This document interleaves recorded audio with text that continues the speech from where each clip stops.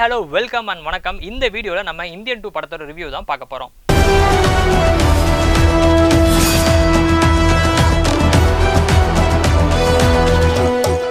இருபத்தி வருஷத்துக்கு அப்புறமா இந்தியன் 2ஓட பார்ட் 2 வரப்போகுது. அதாவது சேனாபதி அப்படின்ற கேரக்டர் வந்து திரும்பி வரப்போறாரு அப்படின்றது வந்து ரொம்ப பெரிய ஒரு எக்ஸைட்மெண்ட்டாக வந்து பேசப்பட்டுச்சு. நிறைய படத்துக்கு ப்ரமோஷன்லாம் கொடுத்தாங்க.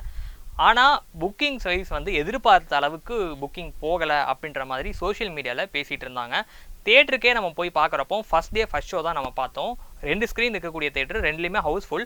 பட் ஸ்டில் இருந்தாலும் நம்ம பார்த்துட்டு இருந்த பெரிய ஸ்டார்ஸாக சொல்லக்கூடிய நம்ம ரஜினி, கமல், அஜித், விஜய் அவங்களுக்கு யூஸ்வலாக இருக்கக்கூடிய க்ரௌடு வந்து இந்த ஒரு தேட்டரில் இந்த படத்துக்கு இல்லையோ அப்படின்ற ஒரு ஃபீல் இருந்தது. யூஸ்வலாக பட்டாசு கொளுத்துவாங்க, அது இதுன்னு தாம் தூம்னு ஜமா படிக்கிறது, அது இதுன்னு ஜேன்னு இருக்கும் தேட்டரே வந்து.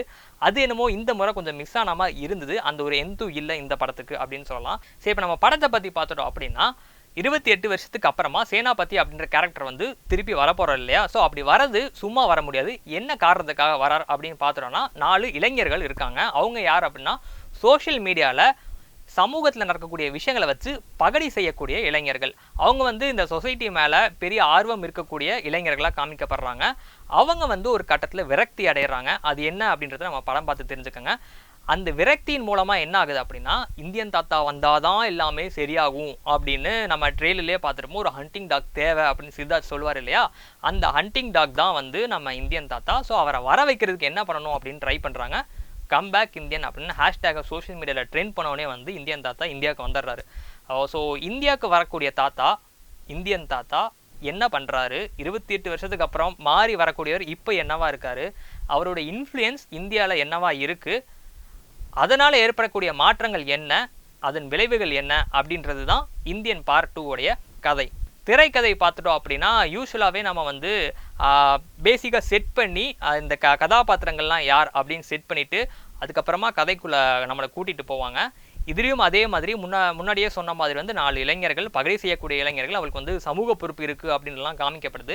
ஆனால் அதில் ஒரு சின்ன சின்ன நெருடல்கள்லாம் இருக்குது. அவங்க வந்து இந்த சொசைட்டியே ஒரு சில இடங்களில் வந்து விமர்சனங்கள் செய்கிறாங்க. அதில் விமர்சனங்கள் செய்கிறப்ப வந்து இங்கே அரசாங்கத்தினால் கொடுக்கப்படக்கூடிய மக்கள் நலத்திட்டங்கள், அதாவது இலவசம் அப்படின்னு சொல்லக்கூடிய பொருட்களை வாங்கக்கூடிய மக்களை வந்து ஒரு மாதிரி ஏளனமாக பேசுகிற மாதிரியான காட்சிகளை வைத்ததெல்லாம் கொஞ்சம் நெருடாக இருந்தது. ஸோ அதுக்கப்புறம் சரி, ஓகே, நம்ம அப்படி திருப்பி நம்ம ஸ்க்ரீன் பிளேக்குள்ளே போயிடலாம். ஸோ அதில் போயிட்டோம் அப்படின்னா இந்தியன் தாத்தா வர்றதுக்கு ஒரு பெரிய ரீசன் சொல்கிறாங்க இல்லையா? ஸோ அவர் வந்து ஒரு விஷயத்த சொல்கிறாரு. அதுதான் வந்து இந்த படத்துடைய கோர் எமோஷனாக இருக்குது. இந்தியன் 1ல் 2 கோர் எமோஷன் இருந்தது. ஒன்று வந்து சுதந்திரத்துக்காக போராடின ஒருத்தர் வந்து நாடு இப்படி இருக்கேன்னு பார்த்து வருத்தப்படுறாரு. ஸோ அவரே வந்து திருப்பி தான் மகனே தப்புனால கொலை செய்ய தயங்க மாட்டா அப்படின்ற 2 கோர் எமோஷன் தான் இந்தியன் 1ல் ஒர்க் அவுட் ஆகினது. இந்த இந்தியன் 2ல் ஒர்க் அவுட் ஆகக்கூடிய அந்த எமோஷன் என்னன்னு பார்த்துட்டோம் அப்படின்னா அவர் ஒரு விஷயத்த சொல்கிறாரு. அதை நான் ஸ்பாயில் பண்ண விரும்பலை. ஸோ அந்த விஷயங்கள்னால இந்த நம்ம சொன்ன அந்த 4 இளைஞர்கள் சொன்னோம் இல்லையா, அவங்க லைஃப்பில் ஒரு பெரிய வந்து ஒரு இம்பேக்ட் நடக்குது. இந்த சின்ன லைனை வந்து ரொம்ப நேரம் எக்ஸ்டெண்ட் பண்ணி எடுத்த மாதிரி இருந்தது. அது நம்மளால் புரிஞ்சுக்க முடியுது. ஒரு படத்தை 2ஆக ஸ்ப்ளிட் பண்ணால் என்ன ஆகுமோ அதுதான் வந்து இந்தியன் 2ல் நடந்திருக்கும் அப்படின்னு தோணுது. அதாவது அவங்க ஒரே படமாக எடுக்க பார்த்து அதை 2ஆக ஸ்ப்ளிட் பண்ண காரணத்தினால இந்த ஸ்க்ரீன் பிளேவை அவங்க ரொம்ப ஸ்ட்ரெச் பண்ணமாக இருந்தது. அது நமக்கு எங்கே டிஸ்டர்பாக இருந்ததுன்னா நடந்ததே வந்து திரும்ப திரும்ப திரும்ப திரும்ப திரும்ப நடக்குது. இப்போ ஒரு சீன் எடுத்துட்டோம் அப்படின்னா ஒரு சீனுக்குன்னு ஒரு லிமிட் இருக்கும். ஆனால் அந்த லிமிட் தாண்டி எக்ஸ்டெண்டே இல்லாமல் ஒரு மாதிரி கண்டமணிக்கு ரொம்ப லென்த்தாக இருக்கிற மாதிரி இருந்தது. அதெல்லாம் நமக்கு ரொம்ப ஒரு மாதிரி அதை புரிஞ்சிருச்சு, எங்களுக்கு கன்வே ஆகிடுச்சு, இந்த சீன் விட்டு அடுத்த சீன் போங்க அப்படின்னு நம்மளை சொல்ல வைக்கக்கூடிய அளவுக்கு நமக்கு திகட்டுது. அது மட்டும் இல்லாமல் நம்ம வந்து இந்த படத்துக்கு பெரிய எக்ஸைட்டாக நம்ம இருக்கிறதுக்கு ரீசனே வந்து சேனாபதி கேரக்டர். நம்ம பார்ட் 1ல் அவர் வந்து பயங்கரமாக காமிச்சிருப்பாங்க இல்லையா?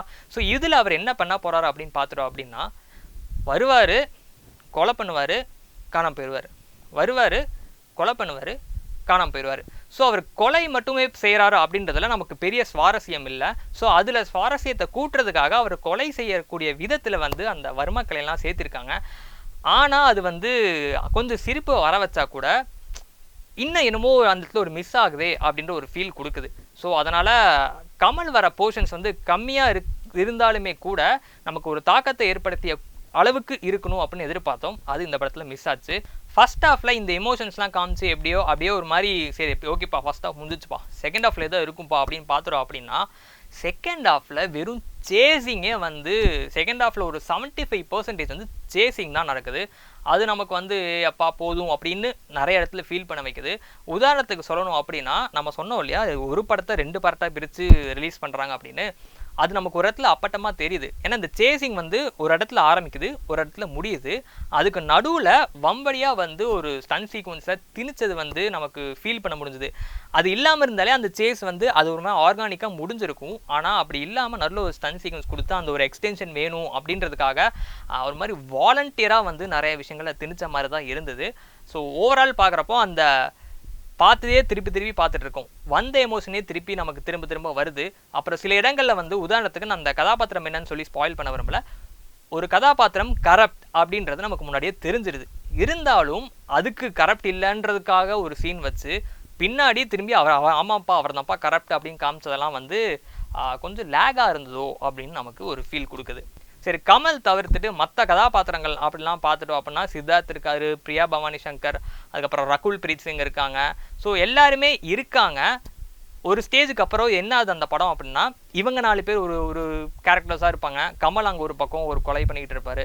இவங்களுக்கு மத்தியில் சிபிஐ ஆஃபீஸராக வரக்கூடிய பாபி சீமா வந்து அவர் ஒரு பக்கம் படத்தோட ஆரம்பத்துலேருந்து கிளைமேக்ஸ் வரைக்கும் வந்து கமல், அதாவது சேனாபதியை பிடிக்கிறது தான் தான் கொள்கை அப்படின்றதுக்கு தீவிரமாக இருக்கக்கூடியவர் வந்து கடைசி வரைக்கும் கமலை பிடிச்சிக்கிட்டே இருக்காரு.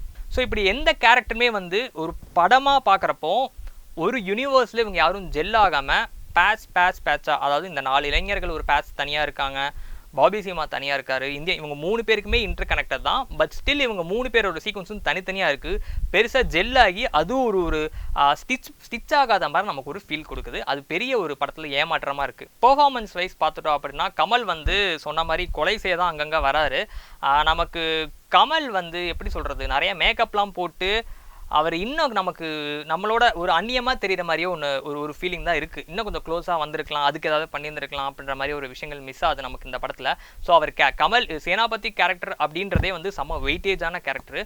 ஸோ அவர் மர்டர் பண்ணுறார் அப்படின்னா வந்து நமக்கு அந்த பேக் ஸ்டோரி வந்து நமக்கு ஒரு ஹார்ட் ஹிட்டிங்காக இருக்கணும். ஸோ அந்த கொலைகளுக்கு கமல் செய்யக்கூடிய கொலைகளுக்கான கதைகள் வந்து நமக்கு ஒரு மாதிரி வாய் வழியில் சொல்லப்படுறனாலேயோ என்னமோ தெரில, ஒரு இமோஷன் இல்லை. அதனாலேயே வந்து கமலோட பெர்ஃபார்மன்ஸ் மேலேயும் நமக்கு பெருசாக அட்ராக்ஷன் இல்லை.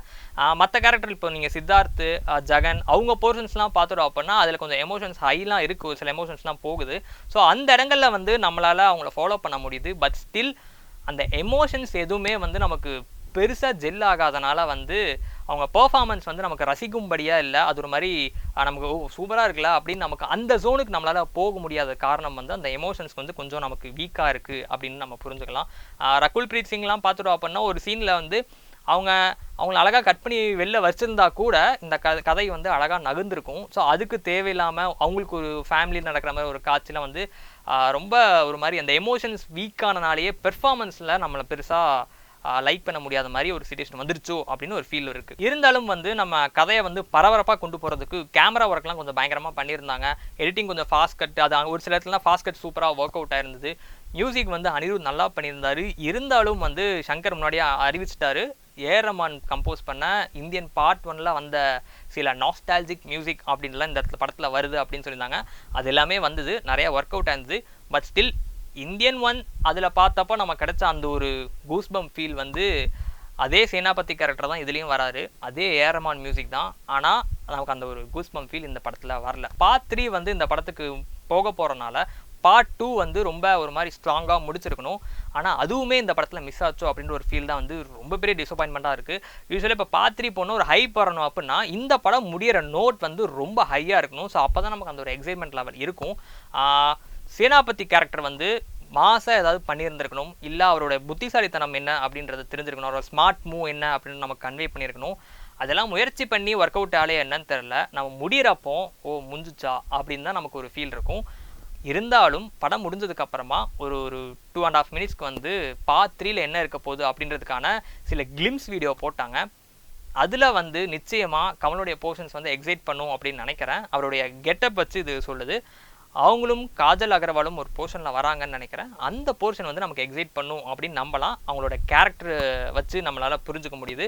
ஸோ இந்த லாஸ்ட் 2.5 மினிட்ஸில் கிடைச்ச எக்ஸைட்மெண்ட் கூட மொத்தம் முன்னாடி இருக்கிற அந்த 3 மணி நேரத்தில் நமக்கு கிடைக்கல அப்படின்றத இந்த படத்துடைய பெரிய பெரிய பெரிய ஏமாற்றம். ஒரே லைனில் இந்த படம் ஏன் மைனஸ் அப்படின்னு நம்ம சொல்லணும் அப்படின்னா, ஒரு படத்தை 2 பார்ட்டாக பிரிக்கிறப்போ வந்து சில விஷயங்கள் வந்து தேர்ட் பார்ட்டுக்கு போக வாய்ப்பு உண்டு. ஸோ அப்படி போனனால இந்த பார்ட்டில் ஒரு சில டியூரேஷன் கம்மி பண்ண வேண்டியதாக என்ன நடந்ததுன்னு தெரியல. நடந்த விஷயங்களே திரும்ப திரும்ப திரும்ப திரும்ப நடக்குது. இப்போ ஒருத்தர் வந்து கொலை பண்ணிட்டாங்க அப்படின்னா திருப்பி அதே எமோஷனோட இருக்கக்கூடிய கொலை வந்து நமக்கு திரும்பி காமிக்கிறனால அந்த எமோஷன் ஒர்க் அவுட் ஆகலை. இப்போ வந்து ஒரு இன்சிடென்ட் நடக்குது அப்படின்னா அந்த இன்சிடென்ட்ல ஒரு எமோஷன் இருக்கும். அது ஒரு கேரக்டர் அந்த அந்த ஒரு கேரக்டர் மூலமா அந்த எமோஷன் நமக்கு ட்ரான்ஸ்ஃபர் ஆனாலே போதும்.